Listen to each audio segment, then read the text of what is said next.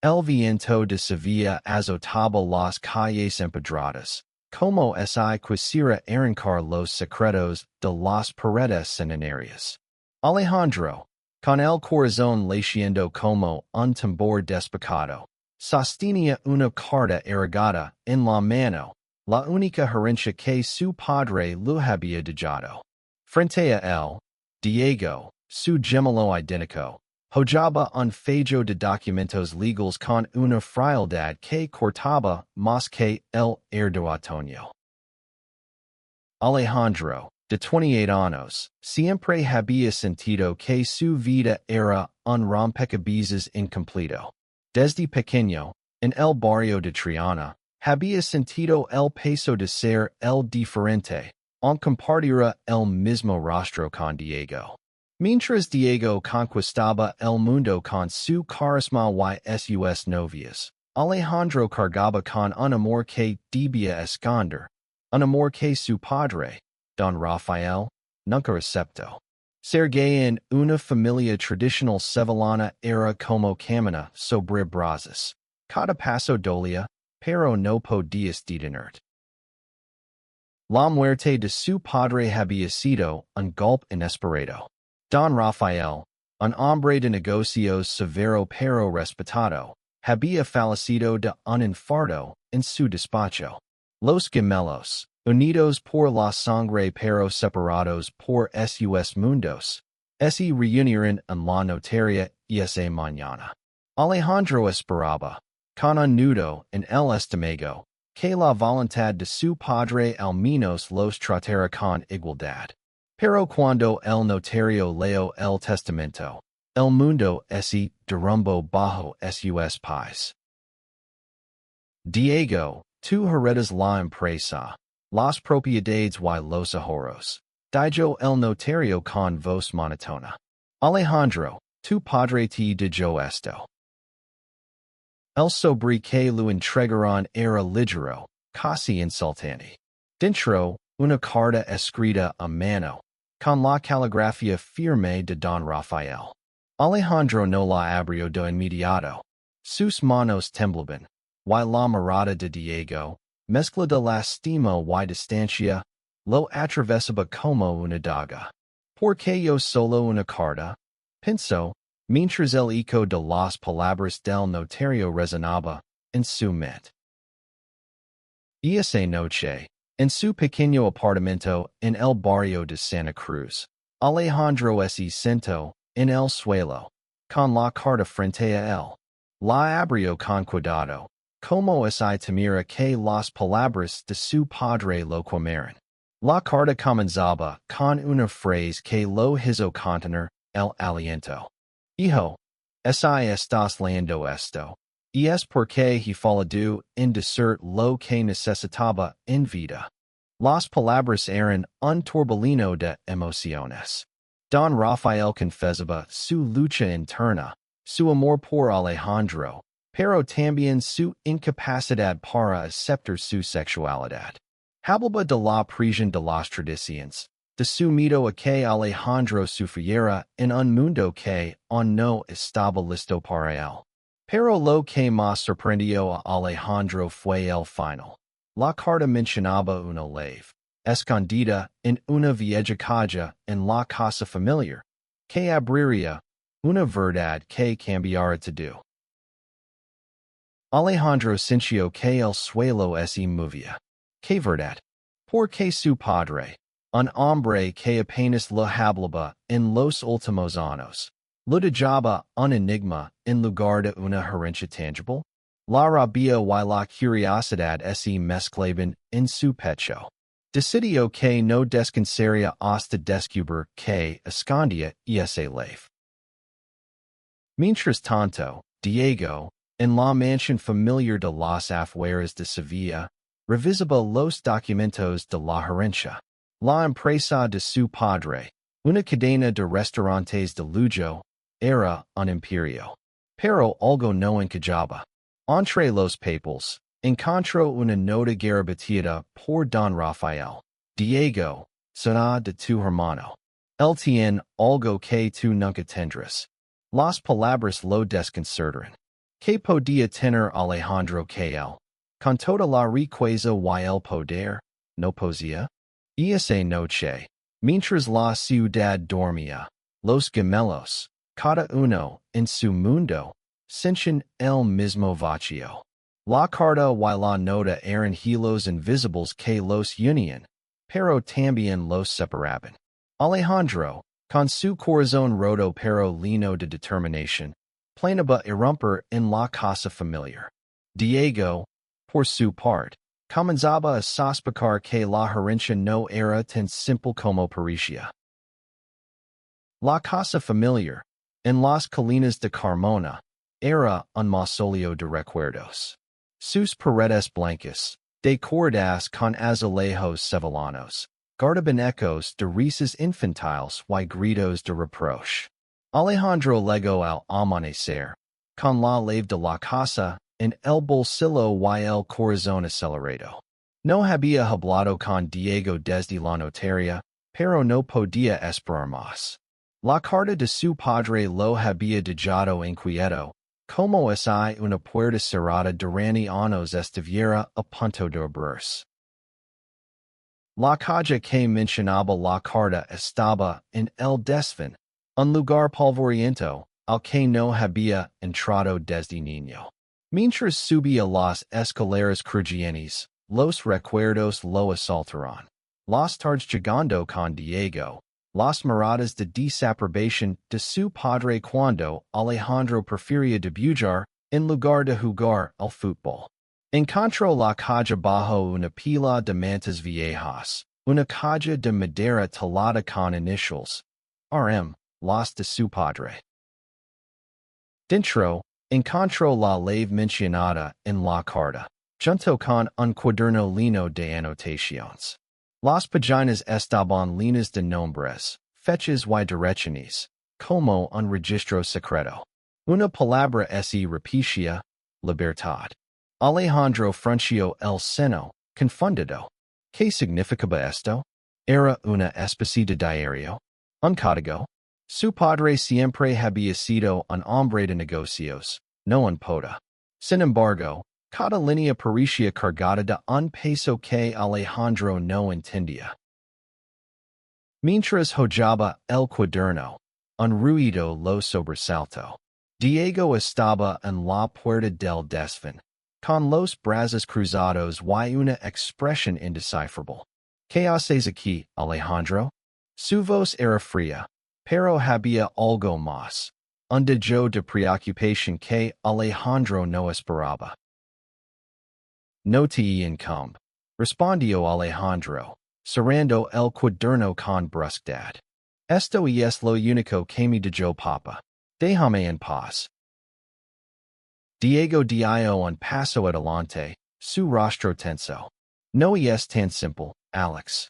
Esa nota que encontré papa dijo que tienes algo que yo no. ¿Qué es? ¿Qué escondes? La tensión entre los hermanos era palpable, como una cuerda a punto de romperse.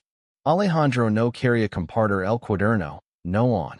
Pero la mirada de Diego, esa mezcla de arrogancia y vulnerabilidad, lo hizo dudar. Por primera vez en años, vio en su hermano al niño con el que compartía secretos bajo las sábanas, antes de que el mundo los separara. Aquí hay algo más grande que la herencia, Diego, dijo Alejandro, suavizando la voz. No sé qué es, pero papa quería que lo descubriera. ¿Quieres ayudarme o seguir peleando? Diego vaciló. La idea de colaborar con Alejandro, de abrir viejas heridas, lo incomodaba. Pero la nota de su padre lo perseguía. Finalmente, asintió. Está bien. Pero si esto es un juego de papa, no pienso dejar que me manipule desde la tumba.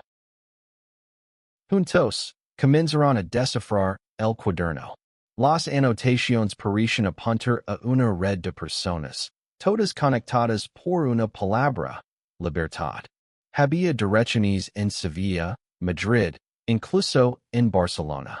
Una de las entradas mencionaba un bar en el barrio de la Alameda, un lugar conocido por ser un refugio para la comunidad LGBT en los años 80, cuando España apenas salía de la dictadura. Alejandro sintió un escalofrío. Su padre, el hombre que lo rechazó por ser gay, estaba involucrado en algo relacionado con esa comunidad. El bar La Libertad estaba escondido en una callejuela de la Alameda, con un letrero desvedo que apenas se leía. Alejandro y Diego llegaron al anochecer, cuando las luces de neón comenzaban a parpadear. El lugar estaba lleno de vida, risas, música flamenca mezclada con pop, y rostros de todas las edades que parecían encontrar refugio en ese pequeño oasis. Alejandro se sintió extrañamente en casa, mientras Diego miraba todo con cautela, como si temiera mancharse con la tenacidad del lugar. Una mujer mayor, de unos 60 años, los recibió en la barra. Se presentó como Carmen, la dueña, con un rostro catido pero amable. Cuando Alejandro mencionó el cuaderno y la palabra libertad, los ojos de Carmen se iluminaron con una mezcla de nostalgia y tristeza. Vuestro padre, Rafael, él era más que un cliente, dijo, sirviéndoles dos copas de vino. En los años 80, este bar era un escondite para los que no podían ser ellos mismos. Rafael ayudó a mucha gente aquí. Gente como tú, Alejandro. Alejandro sintió que el suelo temblaba bajo sus pies. Su padre, el hombre que lo miró con desprecio cuando salió del armario, había ayudado a personas LGBT. Diego, igualmente incrédulo, exigió pruebas. Carmen los llevó a una trastienda, donde guardaba fotos viejas y recortes de periódico.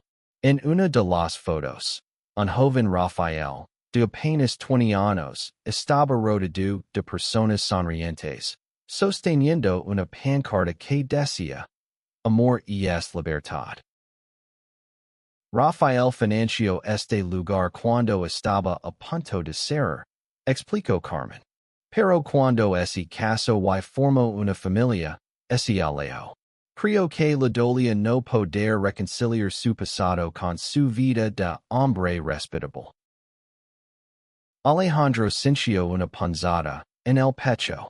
La carta de su padre comenzaba a tener sentido, pero también habría más preguntas. ¿Por qué nunca le contó esto? ¿Por qué lo rechazó si alguna vez defendió la libertad de otros? Diego, por su parte, empezaba a ver a su padre con nuevos ojos. Siempre lo había admirado como un hombre de principios, pero ahora se preguntaba cuánto había sacrificado Rafael por mantener las apariencias. Carmen les dio una pista más. Un nombre, Miguel, y una dirección en Cutas. Según ella, Miguel era alguien importante en la vida de Rafael, alguien que podría explicar el resto del cuaderno. Los gemelos, ahora unidos por un propósito común, decidieron ir a Cutas. Pero la tensión entre ellos no desaparecía.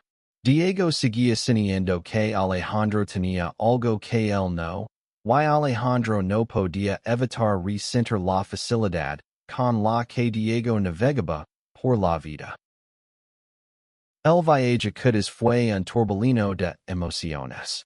El paisaje andaluz, con sus oliveras y cielos infinitos, contrastaba con la tormenta que crecía entre los hermanos. Alejandro conducía, mientras Diego miraba por la ventana, perdido en sus pensamientos. ¿Por qué papá nunca me habló de esto? Murmuró Diego, rompiendo el silencio. Alejandro no respondió. No tenía respuestas, solo preguntas que quemaban. En Cutas, encontraron a Miguel en una pequeña casa frente al mar. Era un hombre de unos 60 años, con el rostro marcado por el sol y una sonrisa melancólica. Cuando Alejandro le mostró el cuaderno, Miguel suspiro profundamente, como si un peso antiguo se levantara de sus hombres. Rafael y yo éramos más que amigos, confesó Miguel, con la voz temblorosa. En los años 70, antes de que nacierais, éramos amantes.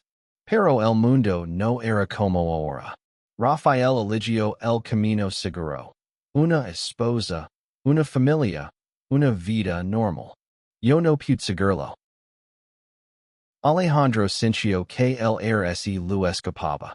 Su padre, el hombre que lo había rechazado, había amado a otro hombre. Diego, por su parte, estaba en shock. Todo lo que quería saber sobre su padre se desmoronaba. Miguel continuó, explicando que Rafael había creado Libertad, una red secreta para ayudar a personas LGBT a escapar de la represión durante la dictadura.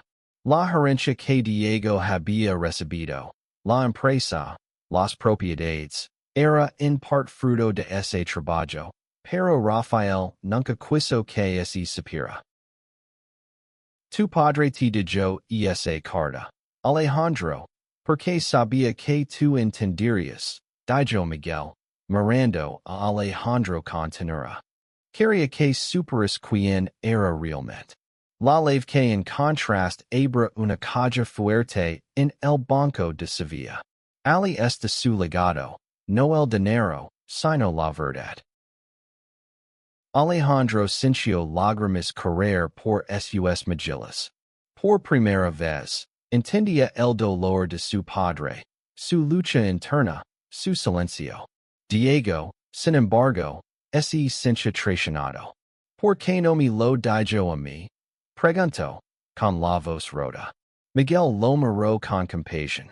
¿Por qué tú no lo necesitabas, Diego? Tú tenías el mundo a tus pies. Alejandro necesitaba saber que no estaba solo. De vuelta en Sevilla, los gemelos fueron al banco. La caja fuerte contenía documentos, fotos y una carta más larga, dirigida a ambos. En ella, Rafael confesaba todo. Su amor por Miguel, su arrepentimiento por no haber aceptado a Alejandro, su deseo de que los hermanos se unieran para preservar libertad. También había un fondo, no tan grande como la herencia de Diego, pero suficiente para mantener el bar la libertad y otras iniciativas similares. Alejandro sintió una mezcla de alivio y rabia. Su padre lo había amado, pero nunca tuvo el valor de decírselo en vida. Diego, por su parte, comenzaba a entender el peso de su privilegio. La herencia que había recibido era más que dinero. Era una responsabilidad. Pero también sentía envidia, porque Alejandro, a pesar de todo, había recibido algo más valioso, la verdad. Los días siguientes fueron un torbellino. Alejandro decidió quedarse en Sevilla y trabajar con Carmen para revitalizar la libertad, convirtiéndolo en un espacio de apoyo para la comunidad LGBT. Diego, por primera vez, se cuestionó su lugar en el mundo. Decidió usar parte de la herencia para financiar proyectos sociales, algo que nunca había considerado antes. La relación entre los hermanos comenzó a sanar, pero no sin esfuerzo. Alejandro, ahora más seguro de sí mismo, empezó a salir con un joven artista, Pablo, que conoció en el bar. Pablo, con su risa fácil y su pasión por la pintura, le dio a Alejandro una nueva perspectiva sobre el amor. Diego, por su parte, empezó a asistir a eventos en la libertad, aprendiendo a escuchar y a entender un mundo que siempre había ignorado. Una noche, mientras el bar vibraba con música y risas, Diego tomó el micrófono. Con la voz temblorosa, pidió perdón a Alejandro frente a todos. No entendía tu lucha, Alex. Pero ahora lo vio. Quiero ser un mejor hermano. Alejandro, con lágrimas en los ojos, lo abrazo. Fue un momento pequeño, pero poderoso, como es las gritas de su relación comienzan a cerrarse. La comunidad de la libertad aplaudió, no solo por los hermanos, sino por lo que representaban. La posibilidad de cambio, de redención, de amor. Un año después, la libertad era más que un bar.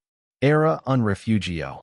Un lugar donde las personas podían ser ellas mismas sin miedo. Alejandro, ahora líder de la comunidad, organizaba talleres, charlas y eventos para jóvenes LGBT. Diego, usando los recursos de la empresa, creó una fundación en nombre de su padre para apoyar causas de igualdad. La carta de Rafael se convirtió en un símbolo para Alejandro. La lavaba consigo, no como un recordatorio del dolor, sino como una promesa de seguir adelante. Diego, por su parte, encontró un propósito mayor en su vida, algo que el dinero nunca podría haber dado. Una noche, mientras el sol se ponía sobre Sevilla, los hermanos se sentaron en el tejado de la casa familiar, mirando la ciudad que los había visto crecer. Papa estaría orgulloso de nosotros, dijo Diego, rompiendo el silencio. Alejandro sonrió, con la carta en la mano. No sé si orgulloso, pero creo que, por fin, nos entendió. El viento sopló suavemente, como si lavara consigo las heridas del pasado. Los gemelos, ahora más cerca que nunca, sabían que el legado de su padre no era una herencia ni una carta, sino la oportunidad de construir un mundo donde el amor, en todas sus formas, pudiera florecer.